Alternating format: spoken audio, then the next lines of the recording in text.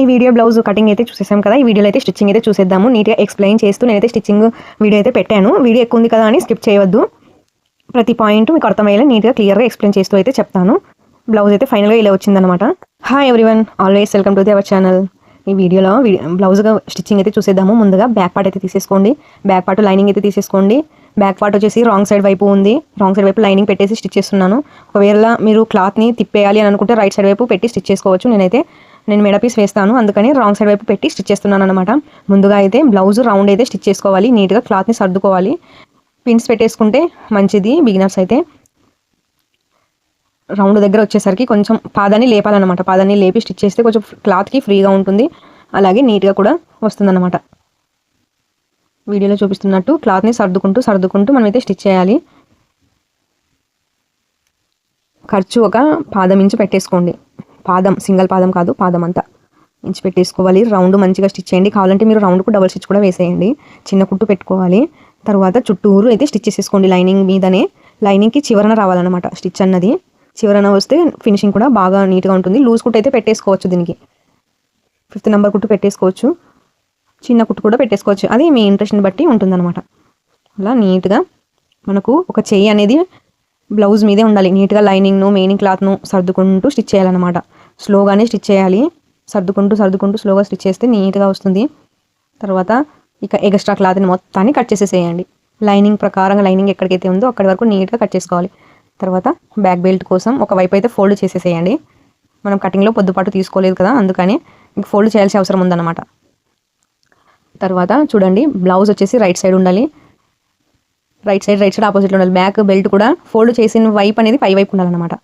పై వైపు పెట్టేస్తే మనం లోపలికి మడిచేసరికి అది లోపల వైపు వెళ్ళిపోతుంది. అలా చూడండి, అలా నీట్గా ఒకే లెవెల్లోనే స్టిచ్ రావాలి.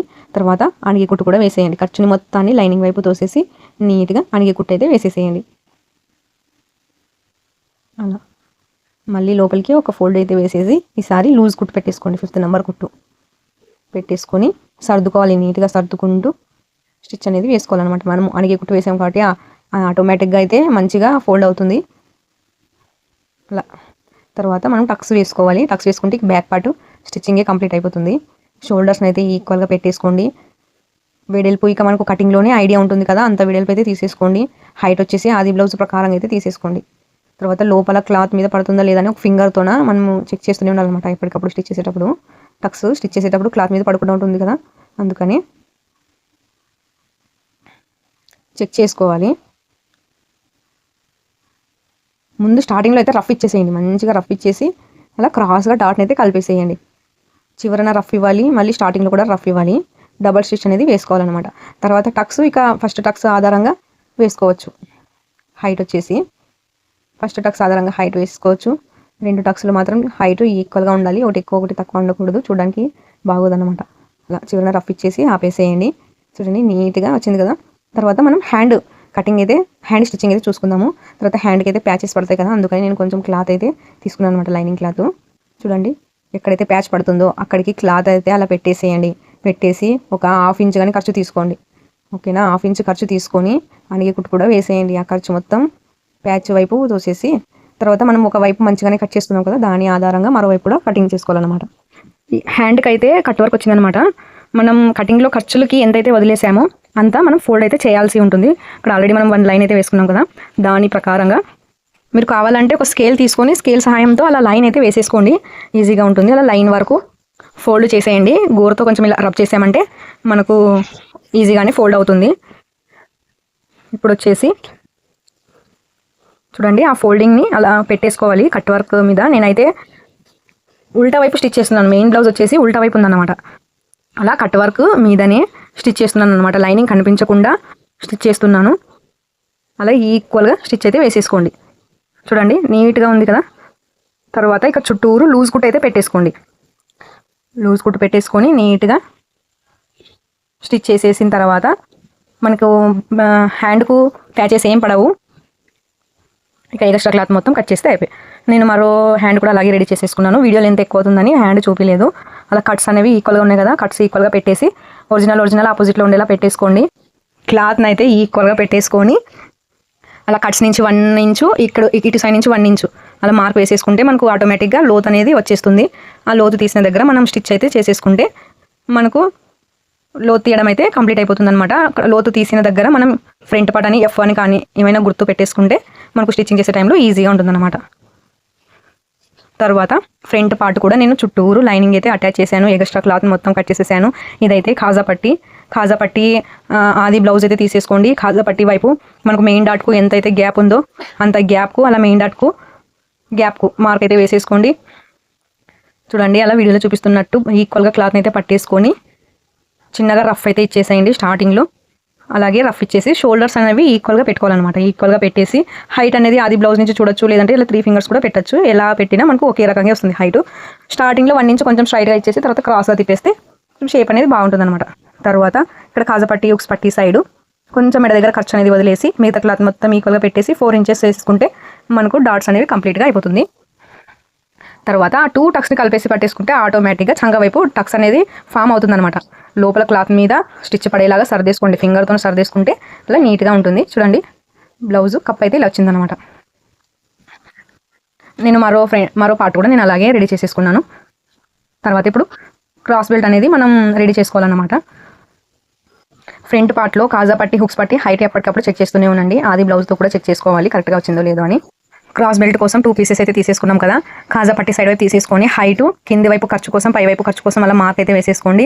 ఆ తర్వాత ఖర్చుల కోసం తర్వాత మిడిల్లో కూడా అలా బ్లౌజ్ని అలా పెట్టేసి మార్క్ వేసేసుకోవాలి. తర్వాత చివరన 4 ఫింగర్స్ అయితే అలా పెట్టేసేయండి.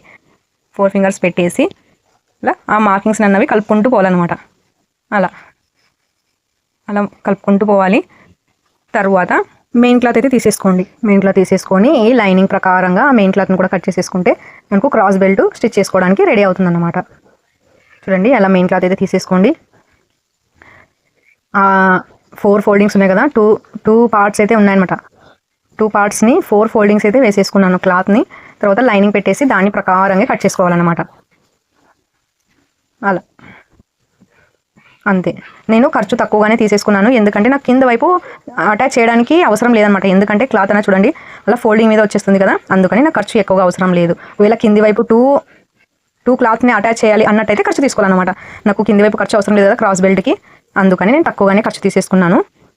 చూడండి ఇప్పుడైతే ఒక ఫ్రంట్ పార్ట్ అయితే తీసేసుకోండి. ఒక పార్ట్ తీసేసుకొని ఈక్వల్గా పెట్టేసి స్టిచ్ అయితే వేసేసేయండి. మనం ఎంతైతే ఖర్చు మార్క్ వేసుకున్నామో అంత. స్టిచ్ అన్నది మనకు ఈక్వల్గా రావాలన్నమాట. ఒరిజినల్ ఆపోజిట్లో పెట్టేసుకోండి క్రాస్ బెల్ట్ అలాగే ఫ్రంట్ పార్ట్. తర్వాత అలా కొంచెం రోల్ చేసేసి 4 ఫింగర్ గ్యాప్ ఇచ్చేసి అక్కడ వైపు జంప్ చేసేయాలి ఆ రోల్ని. తర్వాత మిగిలిన క్లాత్ ఆటోమేటిక్గా మనకు వస్తుందన్నమాట. అలా నీట్గా ఈక్వల్గా ముందుగానే మనం స్టిచ్ చేసాం కదా, ఆ స్టిచ్ ప్రకారంగా వేసుకోవచ్చు. ఇన్విజిబుల్ క్రాస్ బెల్ట్ అనమాట. అలా జాయిన్ చేసేసుకున్న తర్వాత డబల్ స్టిచ్ అయితే వేసేసేయండి. నేనైతే మరో ఫ్రంట్ పార్ట్ కూడా అలానే రెడీ చేసేసుకున్నాను. ఇంకా ఫ్రంట్ పార్ట్ క్రాస్ బెల్ట్ అతికించిన తర్వాత సింగిల్ పట్టి డబల్ పట్టి అయితే అతికించుకోవాలి. తర్వాత షోల్డర్స్ అనేది జాయిన్ చేసుకోవాలి. ఏమైనా ఎక్స్ట్రా ఉంటే కట్ చేసేసేయండి. తర్వాత హైట్ ఎప్పటికప్పుడు చెక్ చేసుకుంటూనే ఉండండి. చూడండి ఆది బ్లౌజ్ నుంచి కొంచెం హైట్ ఎక్కువైంది కదా, తర్వాత మనకు షోల్డర్స్ జాయిన్ చేసేటప్పుడు ఆటోమేటిక్గా మనకు సరిపోతుంది ఆటోమేటిక్గా. తర్వాత జాయిన్ చేసేటప్పుడు మీకు చూపిస్తాను. చూడండి టక్స్ అనేది అలా ఫ్రీగా వదిలేయాలన్నమాట. మనం కిందకే ఫోల్డ్ చేసి స్టిచ్ చేస్తే మనకు పట్టినట్టు అవుతుంది చెస్ట్ అన్నది. ఫ్రీగా వదిలేయాలి. తర్వాత చూసుకోండి ఈక్వల్గా ఉన్నాయో లేదో. ఎక్కువ తక్కువ ఉంటే కొంచెం టక్స్ దగ్గర పట్టేసుకుంటే ఓకే. నాకైతే ఈక్వల్గా వచ్చేసినాయి. నేనైతే ఇప్పుడు సింగిల్ పట్టి డబల్ పట్టి అతికించుకోవాలి అనుకుంటున్నాను. అదైతే డబల్ పట్టి అనమాట. ఖాజా పట్టి మార్క్ వేసుకోవాలి మీరు ముందే ఏ పట్టి ఏ పార్ట్కి వస్తుంది అన్నది. స్టార్టింగ్లో కొంచెం కన్ఫ్యూజన్గా ఉంటుంది, అందుకనే మార్క్ వేసుకుంటే మనకు ఎలాంటి టెన్షన్ ఉండదన్నమాట. అలా ఫోల్డ్ అయితే చేసేసేయండి. రాంగ్ సైడ్ వైపు స్టార్ట్ చేసేసి రైట్ సైడ్ వైపు ఫోల్డ్ చేసేసి డబల్ ఫోల్డ్ చేసేస్తే మనకు వచ్చేస్తుంది ఖాజా పట్టి. చివరన క్లాత్ కొంచెం ఉంచుకోవాలన్నమాట. ఫోల్డ్ చేసి స్టిచ్ చేసి చివరన మంచిగా రఫ్ అయితే ఇచ్చేసేయండి. ఇప్పుడు సింగిల్ పట్టీకి రైట్ సైడ్ వైపు స్టార్ట్ చేయాలన్నమాట. సింగిల్ పట్టీకి ఇలా నీట్గా ఒకే లెవెల్లోనే స్టిచ్ అయితే వేసేసుకోండి. తర్వాత అణిగే కుట్టు అనేది వేయాల్సి ఉంటుంది మనం. అలా అణిగే కుట్టు వేసేసి తర్వాత ఫోల్డ్ చేయాలి. రాంగ్ సైడ్ వైపు ఫోల్డ్ చేయాలన్నమాట. దానికి ఆపోజిట్ అనమాట. అలా ఫోల్డ్ చేసేస్తే మనం ఆల్రెడీ అణిగే కుట్టు వేసాం కాబట్టి నీట్గా మంచిగా ఫోల్డ్ అవుతుంది. అలా నీట్గా స్టిచ్ అయితే వేసేసి చివరన మంచిగా రఫ్ అయితే ఇచ్చేసేయండి. అలాగే క్రాస్ బెల్ట్ దగ్గర అలా కంటిన్యూగా స్టిచ్ అయితే నేను కంటిన్యూ చేశాను. ఏమైనా ఎక్స్ట్రా ఉంటే కట్ చేసేసుకోండి. తర్వాత డబల్ పట్టి సింగిల్ పట్టి పెట్టేసి చూసుకోండి. కొంచెం డబల్ పట్టి ఎక్కువగా వచ్చింది కదా, అందుకని నేను కట్ చేసేసుకున్నాను. తర్వాత ఆది బ్లౌజ్ని చూస్తే అంత ఎక్కువ వచ్చింది నాకు, అది ఇంత కట్ చేసేసాను అనమాట. అది బ్లౌజ్ కంటే ఎక్కువ వచ్చిందనమాట. తర్వాత నెక్ చెక్ చేసుకుంటే చూడండి, సింగిల్ పట్టి డబల్ పట్టి అలా చెక్ చేసుకొని మార్క్ అనేది వేసుకోవాల్సి ఉంటుంది. కొంచెం ఖర్చులకి వదిలేసుకోవాలి, ఎందుకంటే మెడ పీస్ అతికించాలి కదా, ఇంకా అందుకని అక్కడికైతే వచ్చిందనమాట నాకు. తర్వాత ఇది వచ్చేసి డబల్ పట్టి. ఇంతకుముందు నేను సింగిల్ పట్టి చెక్ చేశాను, ఇదైతే డబల్ పట్టి. అది బ్లౌజ్ కూడా డబల్ పట్టి సైడ్ వైపే తీసేసుకోవాలన్నమాట. అక్కడికైతే వచ్చింది నాకు ఖర్చు. కొంచెం క్లాత్ అనేది కొంచెం కట్ చేసాను అనమాట. తర్వాత చెక్ చేసుకొని అలా మార్క్ వేసుకోవాలి మనం, ఎందుకంటే మనం మెడ పీస్ అతికించిన తర్వాత ఏం చేయడానికి ఉండదన్నమాట. క్లాత్ తక్కువగా వస్తే ఏం చేయడానికి ఉండదు. మనం ఎంతసేపు ఉన్న షోల్డర్స్ మెడ పీసు అతికించక ముందే చెక్ చేసుకోవాలి. బ్యాక్ నెక్ రౌండ్ కానీ ఫ్రంట్ నెక్ రౌండ్ కానీ ముందుగానే చెక్ చేసుకోవాలి. తర్వాత షోల్డర్స్ అయితే అతికించేయండి, ఇంకా మార్కింగ్ చేసుకున్న దాని ప్రకారంగా అతికించేసేయండి. డబల్ స్టిచ్ అయితే వేసేసేయండి. స్టార్టింగ్లో రఫ్ ఇవ్వండి, అటువైపు ఇటువైపు రఫ్ ఇస్తూ స్టిచ్ అయితే వేసేసుకోండి. చూడండి, ఇలా అయితే వచ్చింది బ్లౌజు. తర్వాత అలా నెక్ అయితే చెక్ చేసుకోవాలన్నమాట. అది బ్లౌజ్ తీసేసుకొని ఎప్పటికప్పుడు రౌండ్ని చెక్ చేసుకుంటూ ఉండాలి. మనకి స్టిచ్చింగ్లోనే అర్థమవుతుంది అనమాట బ్లౌజ్ పర్ఫెక్ట్గా వస్తుందో లేదా అని. ఒక 1 ఇంచు 2 ఇంచు ఎక్కువ వచ్చినా తక్కువ వచ్చినా అడ్జస్ట్ చేసుకోవచ్చు, కానీ ఎక్కువ రాకూడదు అనమాట. 3 ఇంచెస్ 4 ఇంచెస్ అలా వస్తే కొంచెం ప్రాబ్లం అయిపోతుంది బ్లౌజ్కు. తర్వాత మెడ పీసెస్ అయితే అతికించుకోవాలి, అందుకని నేను క్రాస్ పీస్ అయితే తీసుకున్నాను అనమాట. ఒకదానికి ఒకటి జాయింట్ అయితే చేసేసి ఎక్స్ట్రా ఏమైనా క్లాత్ ఉంటే కట్ చేసేసుకోండి నీట్గా. తర్వాత మనం స్టిచ్ చేస్తున్న బ్లౌజ్ని అయితే తీసేసుకొని రైట్ సైడ్ వైపు పెట్టేసుకోండి. కొంచెం చివరన ఫోల్డ్ చేయాలి, అలాగే రఫ్ ఇవ్వడం మాత్రం మర్చిపోకండి. నీట్గా రౌండ్ మీదనే ఒక పాదం అంతా ఖర్చుతో స్టిచ్ అయితే చేసుకోవాలన్నమాట. అలా వీడియోలో చూపిస్తున్నట్టు క్లాత్ని సర్దుకోవాలి, మంచిగా సర్దుకుంటూ రౌండ్ దగ్గర నీట్గా స్టిచ్ అయితే వేసుకోవాలి. ఈక్వల్గా రావాలి స్టిచ్ అన్నది, ఒక దగ్గర ఎక్కువ ఒక దగ్గర తక్కువ అస్సలు రాకూడదు, ఈక్వల్గా రావాలి. ఒకవేళ మీకు ఈక్వల్గా రాదు అని అనుకుంటే మార్కర్తో ముందే మార్క్ అయితే వేసేసుకోండి. ఆ మార్కర్ మీదే మెడ పీస్ పెట్టి స్టిచ్ చేస్తే ఖచ్చితంగా అంటే నీట్గా వస్తుంది ఫినిషింగ్ అన్నది. ఎక్స్ట్రా క్లాత్ మొత్తంని కట్ చేసేసాను నేను. తర్వాత కట్స్ అయితే ఇస్తున్నాను. కట్స్ కంపల్సరీ రౌండ్ దగ్గర ఖచ్చితంగా అంటే ఇవ్వాలన్నమాట. కట్స్ అలా కూడా ఇవి ఇచ్చేసుకోవచ్చు. తర్వాత పైపింగ్ మాదిరిగా ఫోల్డ్ అయితే వేసేయండి. ఫోల్డ్ చేసేసి లోపల ఉన్న ఖర్చు మొత్తము ఆ పైపింగ్ మాదిరిగా ఉంది కదా దాంట్లోకి ఫోల్డ్ కావాలన్నమాట. అలా నీట్గా ఇటు మెయిన్ బ్లౌజ్ మీద అటు లైనింగ్ మీద స్టిచ్ పడకుండా మిడిల్లో పడేలా నీట్గా స్టిచ్ అయితే వేసేసుకోండి. ఎక్కువ లాగకుండా అలాగే చిన్న కుట్టు అయితే పెట్టేసుకోండి, నీట్గా ఉంటుంది. రౌండ్ దగ్గరికి వచ్చేసరికి నిదానంగా అయితే స్టిచ్ చేసేసేయండి, ఎందుకంటే మెడ పట్టి మనం ఎంత నీట్గా పడితే బ్లౌజ్ అంత నీట్గా ఉంటుందన్నమాట. నీట్గా అయితే స్టిచ్ చేసేయండి. స్టిచ్చింగ్ చేసిన తర్వాత మనకు ఎక్స్ట్రా క్లాత్ అయితే మిగులుతుందన్నమాట రాంగ్ సైడ్ వైపు. ఆ క్లాత్ని మొత్తాన్ని నీట్గా కట్ చేసుకోవాల్సి ఉంటుంది. చివరన అయితే అలా ఫోల్డ్ చేసేసి మంచిగా రఫ్ అయితే ఇచ్చేసేయండి. రఫ్ ఇచ్చేసేయండి.